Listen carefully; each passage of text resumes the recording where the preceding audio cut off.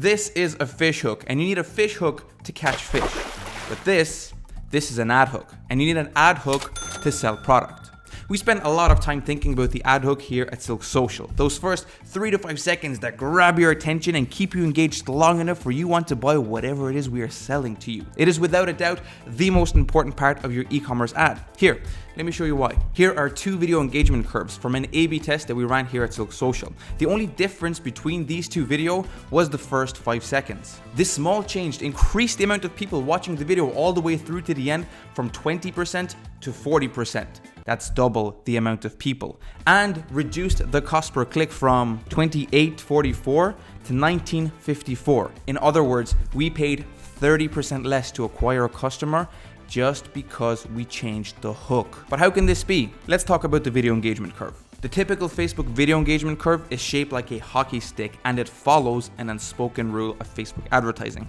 If you can lift the hockey stick at the very top, then the rest of the curve will follow along with it. If you can get more people to engage in just the first 3 to 5 seconds of your ad, then more people are likely to watch your ad all the way through to the end and are far more likely to click it. On top of that, Facebook algorithm will prompt that creative up because it will be seen as above average in quality ranking. So how do you create hooks that create this lift in the engagement curve? Well, there is no one size fits all answer for this, and really, you have to test a lot to find what works best for your audience and your product. Now, having said that, we do have some hot tips for you. The first thing you can try is starting with UGC, like this example here from an ad we made for Simple Painting. This is my second Simple Painting, and guys, I'm telling you, this is so addictive. I spent 5 hours yesterday, and look at this masterpiece. Now, the key here is to make the content look as organic and authentic as possible. But be wary, when getting user-generated content created by content creators,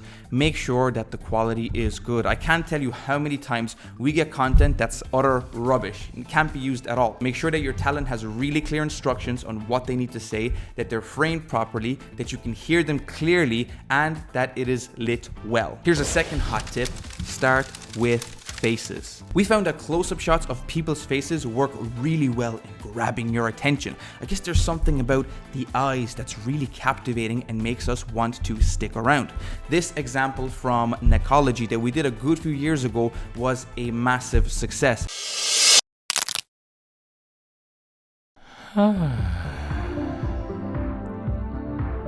And since then, we've tried the same technique on numerous brands, starting with close-ups of faces framed from about here to here, and guys, 7 times out of 10, this stuff works. Hot tip number 3. Asking questions is a fantastic way to hook people in for 2 reasons. Reason number 1, a good question will make your customers feel the pain of the problem that they are facing and make them more open to the solution. And the solution is, well, of course, your product.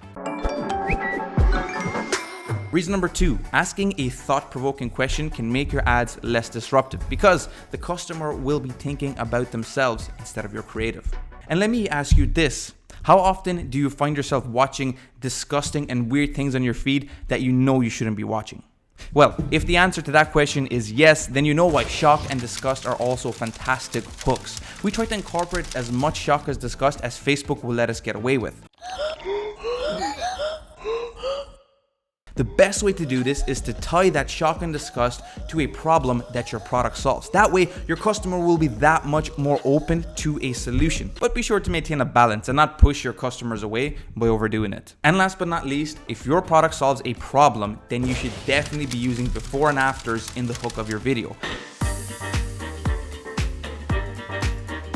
People love seeing instant transformations, but be careful when you do this because Facebook doesn't actually allow blatant before and afters, but there are some ways around this. For example, instead of saying before and after, you can say us versus them, or day 1 versus day 10. If you like these ad examples and hot tips but want more, then be sure to check out this video here where we uncover the dark arts of direct response advertising. Take care, everybody. We'll see you in the next one.